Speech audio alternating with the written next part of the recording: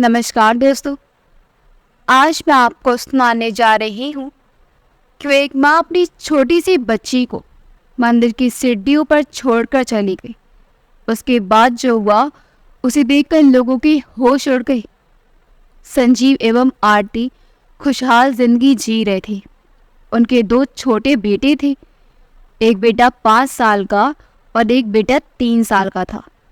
बड़े बेटे का नाम मोहित एवं छोटे बेटे का नाम रोहित था, लेकिन वो सभी आने वाली मुसीबत से अनजान थे। संजीव को थोड़ी तकलीफ रहती थी। जब आरती उसे डॉक्टर को दिखाने को कहती तो वो कहता कि इन छोटी छोटी तकलीफों में डॉक्टर के पास क्या जाना। लेकिन धीरे धीरे संजीव की तकलीफ बढ़ने लगी और हार कर उसे डॉक्टर के पास जाना पड़ा। डॉक्टर ने उसे थोड़ी दवा दी और टेस्ट करवाने को कहा। टेस्ट की रिपोर्ट 24 घंटे बाद आनी थी। आरती का मन किसी अघात आशंका से धड़क रहा था। वह बार बार ईश्वर से प्रार्थना कर रही थी कि टेस्ट की रिपोर्ट में सब ठीक आए। रिपोर्ट आने पर वे लोग डॉक्टर के पास गए तो डॉक्टर ने बताया कि संजीव को कैंसर है, जो अब लास्ट स्टेज पर है। डॉक्टर ने उन्हें एम्स दिल्ली में दिखाने के लिए रेफर कर दिया। वहाँ का इलाज शुरू हुआ तो 3 महीने की भाग दौड़ के बाद भी उनके हाथ निराशा ही लगी। महंगी दवाएं, इंजेक्शन, कीमोथेरेपी आदि सभी असफल रही। दोनों आशा निराशा के बीच झूलते रहे।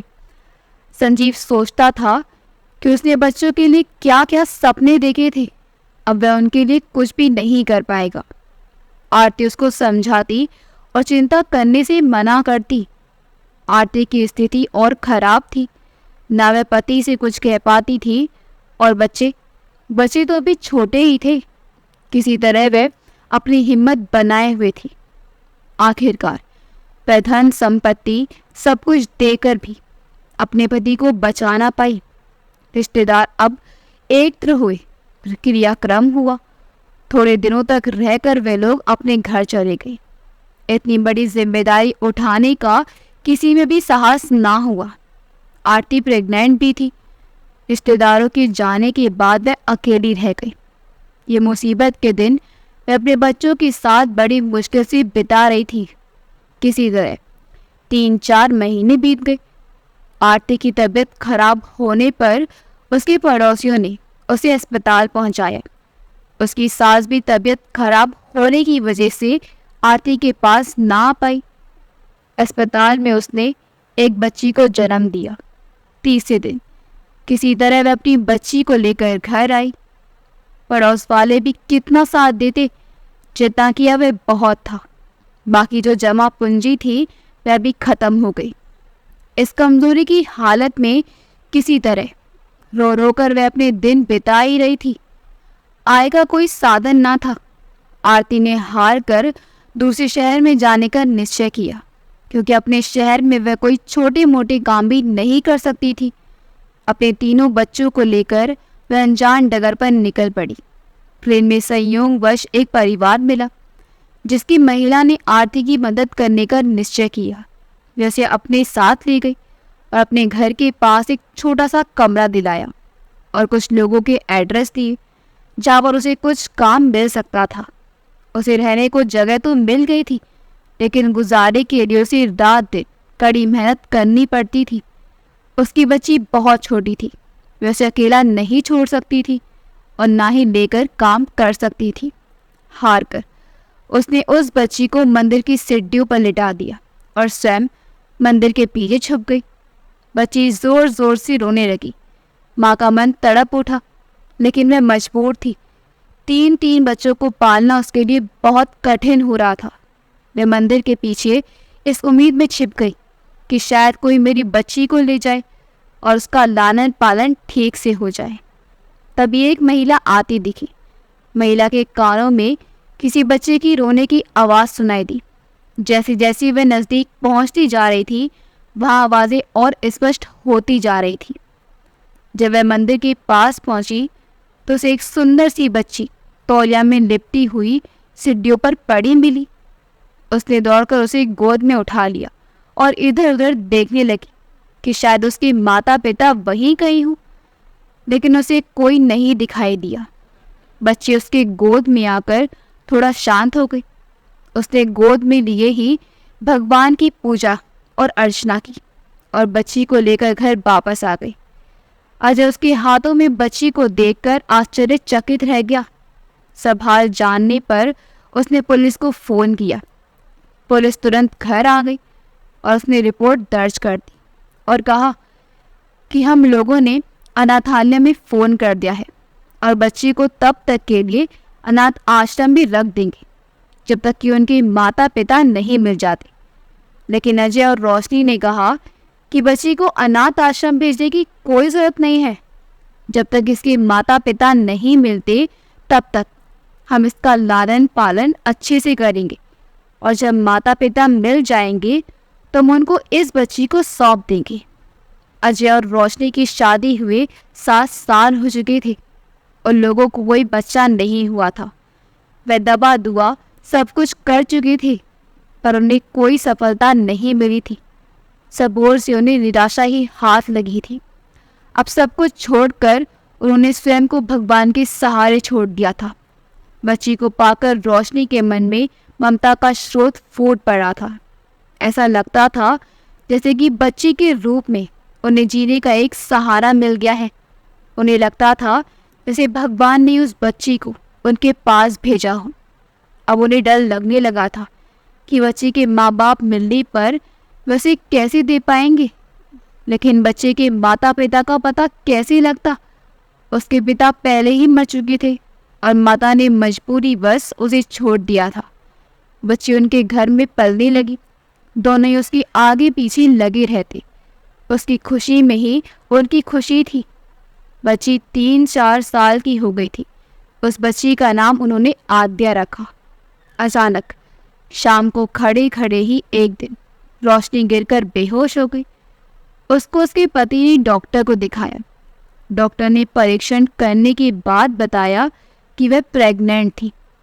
उनको ऐसा लगा कि जैसे अंधेरे में आशा की किरण फूटी हो। अब वे लोग उसको और अधिक प्यार करने लगे। वह उनके घर सौभाग्य लेकर आई थी। उनको लगा कि उसकी किस्मत से ही उनके घर बेटे ने जन्म लिया। उनका सपना साकार हो गया। उनको अपरंपार खुशी मिली थी। आद्या धीरे धीरे बड़ी हो रही थी। माँ बाप के प्यार दुलार के बीच वे बड़ी होती गई। वे अपने भाई को बहुत प्यार करती थी। माँ बाप उसकी हर इच्छा पूरी करने की कोशिश करते थे। घर में लड़का हो जाने से उसके प्यार दुलार में कोई कमी नहीं आई थी। आद्या स्कूल जाने लगी थी। स्कूल से आते ही अपने भाई के साथ खेलने लग जाती थी। उसको वह बहुत प्यार करती थी। एक कक्षा से दूसरी कक्षा में, फिर अगली कक्षा में आद्या पहुंचती गई। इस समय आद्या कक्षा 8 में पहुंच गई थी। वह पढ़ने में बहुत तेज थी। साथ ही साथ अन्य क्रियाकलापों में भी भाग लेती थी। आद्या ने स्विमिंग भी सीखी थी और 15 अगस्त 26 जनवरी को वाद विवाद प्रतियोगिता में भाग लेती थी। साथ ही साथ सांस्कृतिक कार्यक्रमों में भी भाग लेती थी। वह कक्षा की होनहार छात्रों में गिनी जाती थी। जब वह कक्षा 8 में थी तो विद्यालय से 7-8 दिनों के लिए एक एनसीवी कैंप में जाना था, लेकिन उसके माता पिता उसे जाने की अनुमति नहीं दे रहे थे। आद्या ने जाने के लिए बहुत जिद की, लेकिन उसके माता पिता नहीं माने। अंत में अध्यापिकाओं के बहुत समझाने पर आद्या के माता पिता ने बहुत दुखी मन से जाने की अनुमति दी। अनुमति पाकर आद्या बहुत खुशी हुई और जाने के लिए तैयारी करने लगी। सभी सामान याद कर करके रखा। कुछ खाने पीने का सामान, एनसीसी की यूनिफॉर्म एवं अन्य ज़रूरी सामान रखकर उसने अपना बैग पैक कर लिया। दूसरे दिन अन्य छात्राओं के साथ ट्रेन से एनसीसी कैंप के लिए रवाना हो गई। कैंप में प्रातः चाय पीने के बाद 1 घंटे के लिए व्यायाम होता था। उसके बाद सभी छात्राएं अल्पाहार लेती थी। उसके बाद परेड होती थी। इसी प्रकार तरह तरह के कार्यक्रमों में दिन बीत जाता था।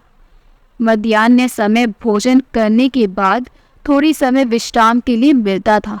एवं रात्रि में कैंप फायर होता था, जिसमें विभिन्न प्रकार में सांस्कृतिक कार्यक्रम होते थे। आद्या के प्रयास की वजह से उसकी टोली हमेशा प्रथम स्थान पर आती थी। एक दिन छात्रा को हाइकिंग पर जाना था।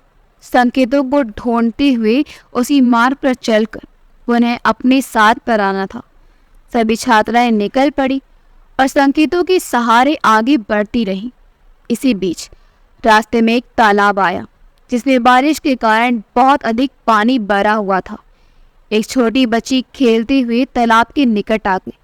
अचानक आद्या की नज़र उस बच्ची पर पड़ी कि कहीं वह बच्ची पानी में गिर न जाए। दौड़कर उसने उसे बचाना चाहा, लेकिन जब तक आद्या उस बच्ची तक पहुंचती, वह पानी में गिर गई और डूबने लगी। आद्या ने मदद के लिए आवाज़ दी, लेकिन वहां पर कोई नहीं था। आद्या को कुछ समझ में नहीं आया और वह बच्ची को बचाने के लिए स्वयं तालाब में कूद गई। आद्या को तैरना तो आता ही था। किसी तरह वह बच्ची को बचाकर पानी से निकाल लाई। शोरगुल सुनकर और लोग भी दौड़े आ गए। बच्चे के माँ बाप भी बच्ची को खोजते खोजते वहां पहुंच गए। अपनी बच्ची को इस हाल में देखकर वे बहुत परेशान हो गए। जब उन्हें पता चला कि आद्या की वजह से उनकी बच्ची बच गई है, तो उन्होंने आद्या को बहुत दुआएं दी। आद्या के इस कारनामे की खबर दूर दूर तक पहुंच गई। छोटी बच्ची के साहस की कहानी अखबार में उसकी फोटो सहित छपी। एनसीसी कैंप के अधिकारियों और डीएम के द्वारा उसके पुरस्कार की घोषणा की गई। दूसरे दिन रोशनी और अजय ने जब पेपर में उसकी फोटो देखी, तो पहले तो वे बहुत घबरा गए। जल्दी जल्दी पूरी खबर पढ़ने पर उन्हें बड़ी खुशी हुई और उन्हें अपनी पुत्री पर बहुत गर्व हुआ। उनका मन होने लगा कि कैसे उनकी बेटियां उन्हें मिली और वे उसे अपनी गले लगा ले। स्कूल से घर आने पर जब वह अपनी दीदी को नहीं पाता था, तब वह बहुत रोता था। पूरा परिवार उसके आने की प्रतीक्षा बहुत बेसब्री से कर रहा था। आखिर वह दिन भी आ गया जब उनकी बेटी को आना था। आने पर जब उन्होंने अपनी बेटी को देखा, तो प्यार से उसे अपने गले से लगाया। वार्षिक उत्सव के दिन विधानाचार्य की ओर से आद्या को इस कृत्य के लिए पुरस्कार मिला। जब मुख्य अतिथि ने उसको पुरस्कार दिया, तो अजय एवं रोशनी का सीना गर्व से फूल गया। आद्या को अपने जीवन में पाकर वे अपने को धन्य समझने लगे, जिसे सुख की कल्पना उन्होंने सपने में भी नहीं की थी। उस सुख का अनुभव आद्या ने उन्हें कराया था। ऐसी प्यारी बच्ची पर उनको बहुत गर्व था। उधर जब आरती ने जब देखा कि उसकी बच्ची को कोई अनजान महिला ने उठा लिया है, तो वह संतुष्ट हो गई। महिला के बच्ची को गोद में लेने के ढंग से लग रहा था कि वह बच्ची को ठीक से रखेगी। थोड़ी देर तो वो उस महिला को बच्ची को ले जाते हुए दुखी मन से देखती रही। जब वह महिला आंखों से ओझल हो गई, वह अपने घर की ओर चलती। वह सोच रही थी कि बच्चे अकेले घर में उसकी प्रतीक्षा कर रहे होंगे। छोटा बच्चा तो ना समझ था। बड़े बच्चे ने माँ से पूछा, माँ, गुड़िया कहाँ रह गई? माँ क्या जवाब देती? वह चुप रह गई। माँ की चुप्पी से वह समझ कि पापा की तरह गुड़िया भी भगवान के पास चली गई। माँ ने अपने कमज़ोर शरीर से कार्य करना शुरू किया। वह दुखी बहुत थी, लेकिन उसने अपने मन को मजबूत किया। उसने सोचा कि बच्चों के लिए उसे साहस से काम करना होगा। एक साल तो खराब हो ही चुका था। उसने अगले साल बच्चों को स्कूल में पढ़ाने की सोची। अगल बगल के बच्चों से पुरानी किताब लेकर अपने बच्चों को घर पर ही पढ़ाना शुरू किया। पड़ोस के लोग यथासंभव उसकी सहायता करते रहते थे। एक महिला ने अपनी पुरानी मशीन उसको दे दी। उसको ठीक कराकर वह अगल बगल के लोगों के कपड़े सिलकर अपना जीवन व्यतीत करने लगी। ऊन लेकर वह स्वेटर बुनने लगी। उसकी दुकान से संपर्क कर लिया और स्वेटर बुनकर दुकान पर देती थी। उसके बनाए स्वेटर लोग पसंद करते थे। दुकानों पर उसके बनाए स्वेटर की मांग बढ़ती गई। बचे समय में सीजन के अनुसार आम, नींबू, मिर्ची एवं मिक्स अचार बनाने लगी। अचार बनाकर वह दुकान पर दे देती। उसके बनाए अचार लोगों को पसंद आते थे और आज अचार की मांग बढ़ती गई। इस तरह उसके घर की गाड़ी चलने लगी। अगले सेशन में उसने अपने बच्चों का नाम पास के ही स्कूल में लिखवा दिया। इसमें उसको अपने घर के पास में रहने वाली अध्यापिका ने बहुत मदद की। उसने उनके शुल्क माफ करा दिया एवं बच्चों से पिछले क्लास की किताबें दिलवा दी। आरती का वहाँ बेटा मोहित बड़ा समझदार था। उसे अपने पापा की थोड़ी याद भी थी। उसके कानों में उसके पापा की आवाज़ गूंजती रहती थी, जैसे उसके पापा कह रहे हो, मेरा बेटा बड़ा होकर डॉक्टर बनेगा। इतनी कम आयु में ही उसका सामना जीवन की कटु सच्चाई से हुआ था। आयु से पहले ही उसकी घरेलू परिस्थितियों ने उसे मैच्योर बना दिया था। 2 ही सालों में वह लोग आकाश से जमीन पर आ गए थे। कहाँ वह सुख वैभव एवं कहाँ ये गरीबी के दिन। जब वह अपनी मम्मी को दिन रात कठिन परिश्रम करती देखता तो उसका मन तड़प उठता था। काम की वजह से उसकी मम्मी बच्चों को कम समय दे पाती थी, फिर भी समय निकालकर बच्चों को पढ़ाती थी। कुछ तो बच्चों की कुशाग्र बुद्धि एवं कुछ उनके घर की परिस्थितियों के कारण बच्चे रात दिन मेहनत करके पढ़ते थे। उनके मन में था कि हमें अपने पापा का सपना पूरा करना है। वह हर कक्षा में अच्छे अंकों से पास होते गए। उन बच्चों के अच्छे व्यवहार के कारण उनके शिक्षक एवं सहपाठी सभी उनको मानते थे। मोहित ने इंटर एवं रोहित ने हाई स्कूल परीक्षा बहुत अच्छे अंकों से पास की। मोहित बड़ा था और वह सोचता था कि वह अपनी माँ की मदद करे। मोहित ने छोटे बच्चे को पढ़ाना शुरू किया, जिससे वह अपनी पढ़ाई का खर्च निकाल लेता था। एक दिन जब वह एक बच्चे को पढ़ा रहा था तो उसने देखा कि एक बच्चा थोड़ी दूर पर आकर चुपचाप बैठ जाता था। 3-4 दिन तक ऐसे ही चलता रहा। तो जब उस बच्चे को उसने अकेला पाया तो उसने उससे वहां आकर बैठने का कारण पूछा। बच्चे ने उत्तर दिया कि मेरे पापा की आर्थिक स्थिति इतनी अच्छी नहीं है कि मेरे लिए ट्यूशन की व्यवस्था कर सके, इसलिए मैं दूर बैठकर समझने की कोशिश कर रहा था।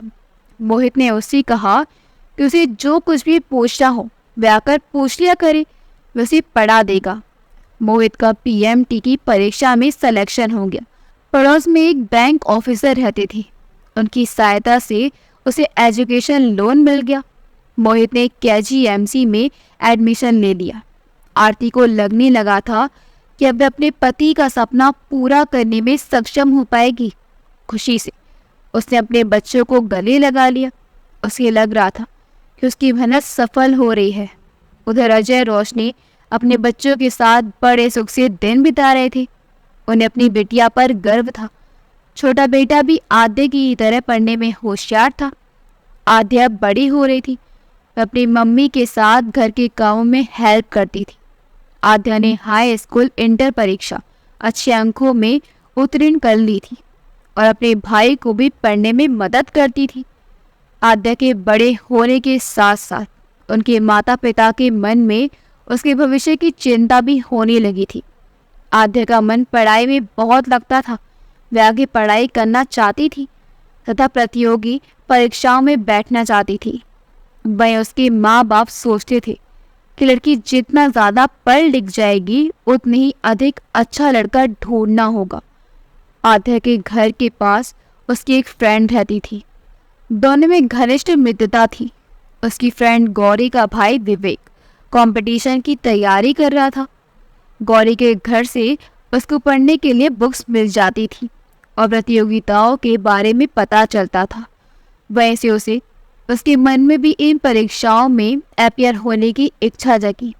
आद्या ने बीए की परीक्षा अच्छे अंकों में उत्तीर्ण करने के बाद अपने माता पिता से आईएएस पीएस की परीक्षाओं में अपीयर होने के लिए कहा तो उसके पिता ने कहा कि सब लड़कियों के लिए उपयुक्त नहीं है। आद्या को जो पॉकेट मनी मिलती थी और कहीं से भी जो पैसा मिल जाता था उसे वह बचा कर रखती थी। पिता के मना करने पर वो बहुत दुखी हो गई, लेकिन वह अपने आप को रोक नहीं पाई। जो बुक्स उसे मिल जाती थी गहन अध्ययन करती और अपना ज्ञान बढ़ाती। एक दिन जब वह गौरी के घर गई तो उसने देखा वह फॉर्म भरने की तैयारी कर रही थी। उसे रिक्वेस्ट की, वह भी फॉर्म भरना चाहती थी। तो उसने कहा, जब हम लोग अपना फॉर्म मंगवाएंगे तो तुम्हारा भी मंगवा लेंगे। दोनों ने साथ फोटो खिंचवाए, मार्कशीट अटेस्ट करवाई तथा साथ ही फॉर्म भरा। इन सब कामों में उसे रीता के भाई विवेक की मदद मिलती थी। उसी की हेल्प से फॉर्म भेज दिया गया। उसने इस भय के कारण कि अगर उसके माता पिता को ये पता चला तो वह उसे फॉर्म भरने ही नहीं देंगे, ये सब अपने मम्मी पापा को नहीं बताया।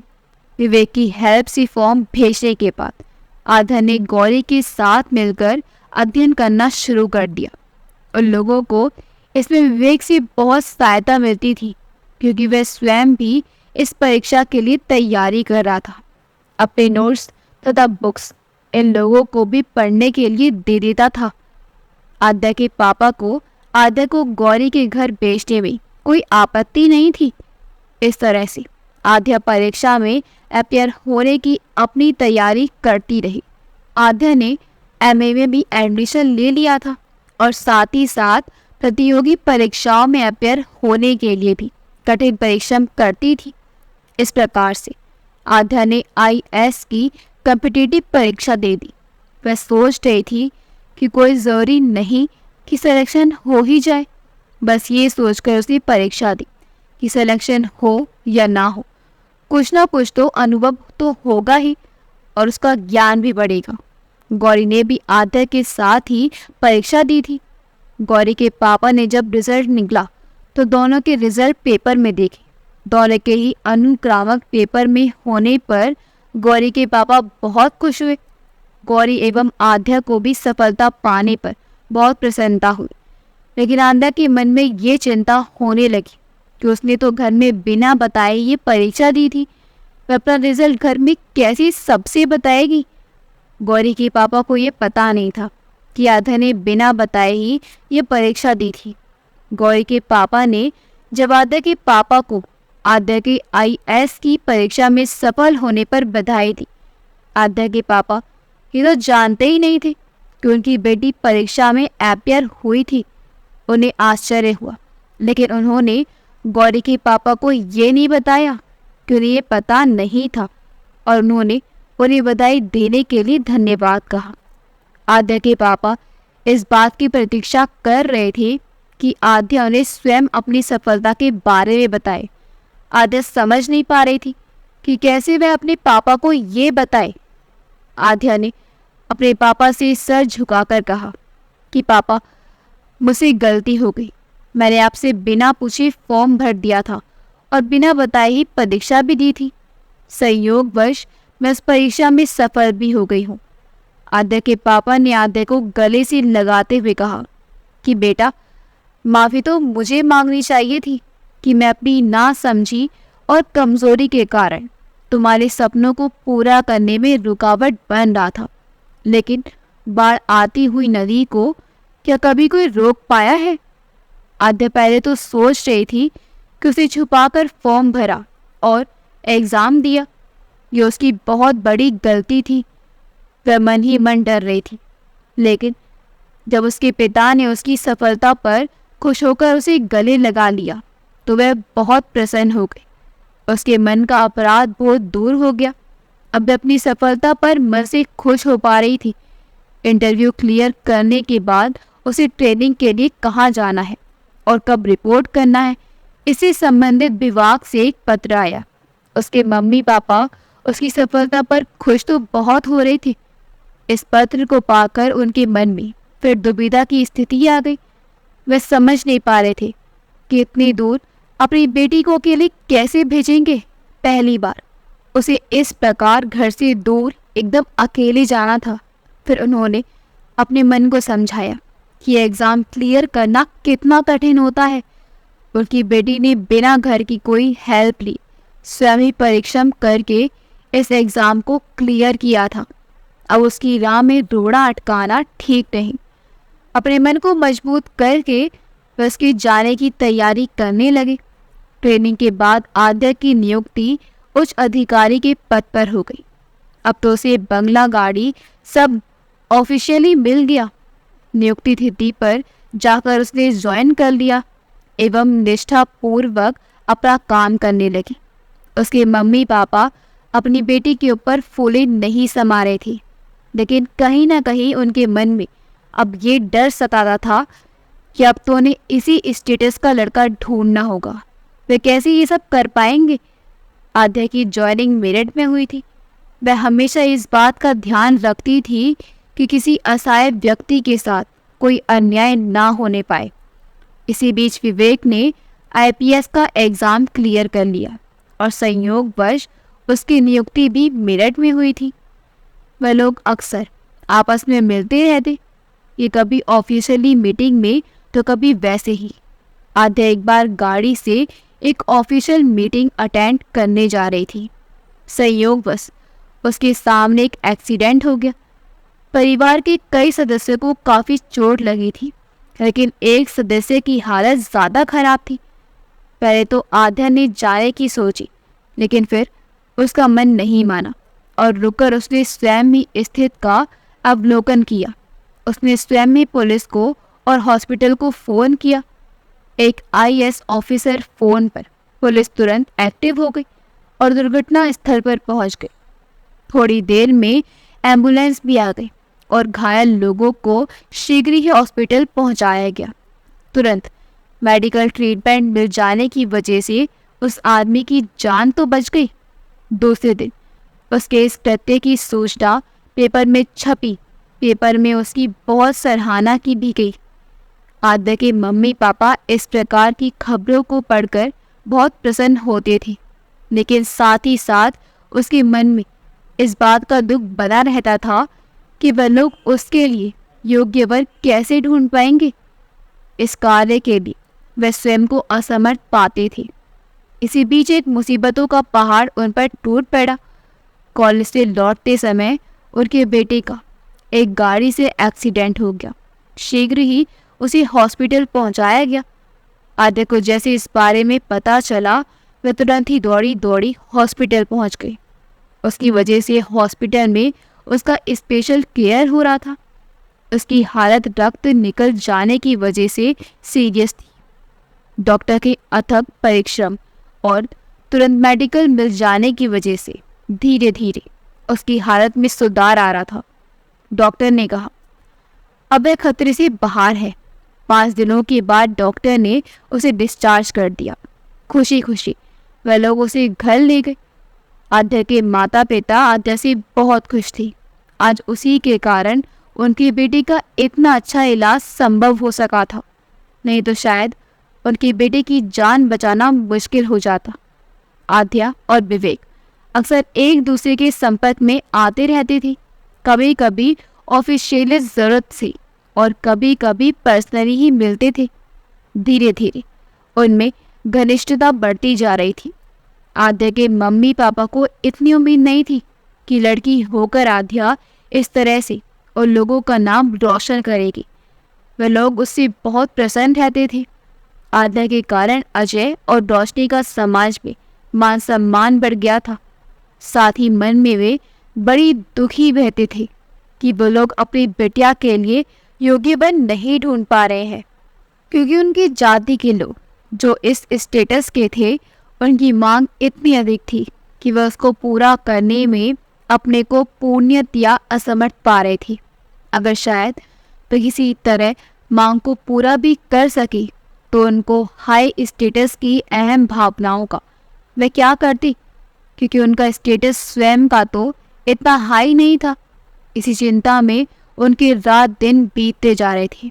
उनकी निगाह पेपरों में बरबदू से संबंधित विज्ञापनों में ढूंढा करती थी कि शायद उनकी पुत्री के लिए योग्य वर मिल जाए। देखिए, कभी ईश्वर उनकी सहायता करते हैं।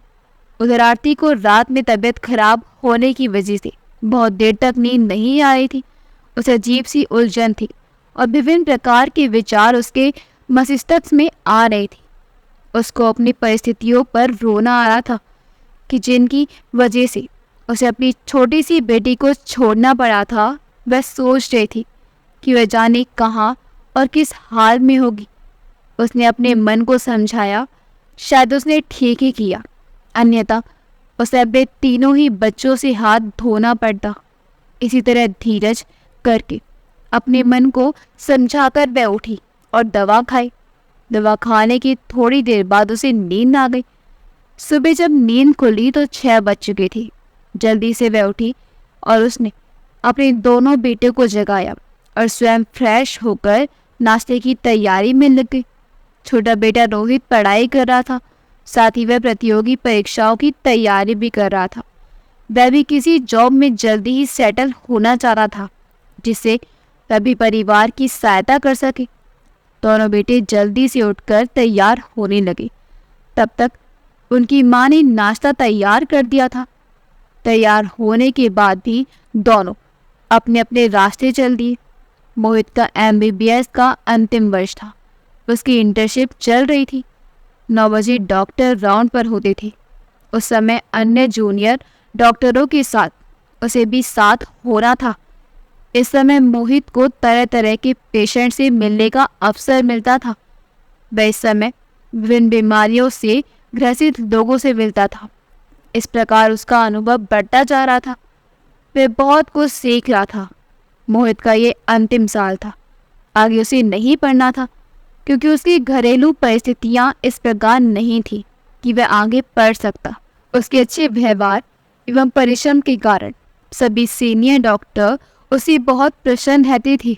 उसके घरेलू परिस्थितियों से अवगत होने के कारण यथासंभव वे उसकी हेल्प भी किया करते थे। मोहित की क्लास में जूनियर लेडी डॉक्टर सृष्टि के फादर का एक बहुत बड़ा हॉस्पिटल था। सृष्टि मोहित के साथ साथ कार्य करती और पढ़ते समय उसकी घरेलू स्थितियों से अवगत थी। सृष्टि उसके परिश्रम एवं साहसी स्वभाव से प्रभावित थी।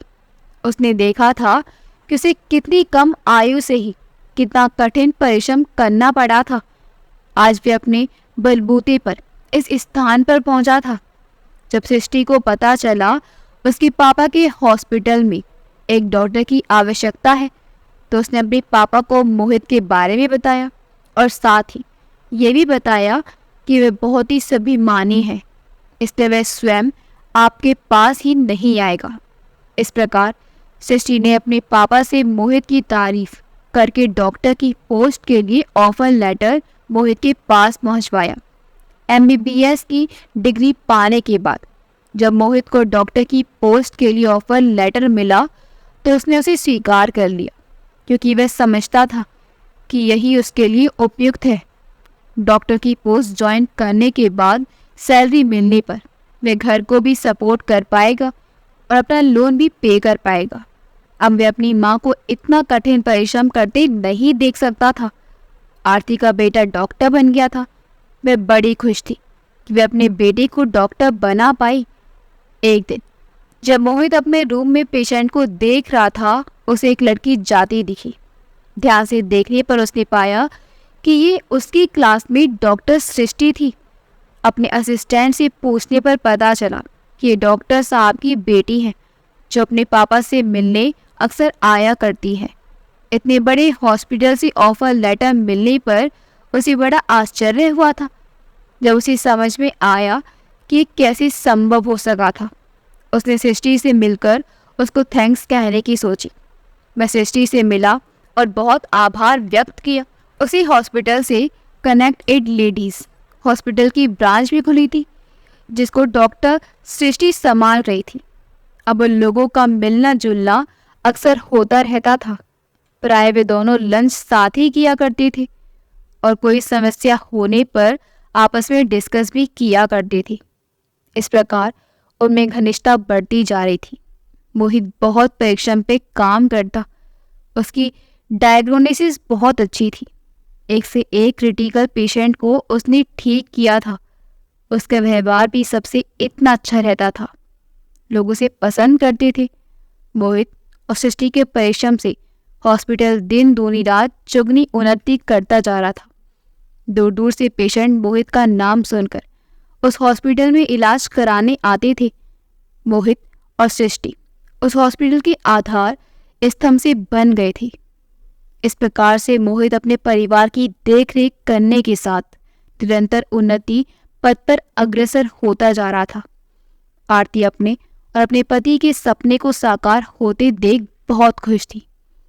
अगर आपको हमारी कहानी अच्छी लगी हो तो हमारी वीडियो को लाइक करें, शेयर करें और हमारे चैनल योगी वर्ड्स को सब्सक्राइब कर दें। मिलते अगली वीडियो में। आपका बहुत बहुत धन्यवाद।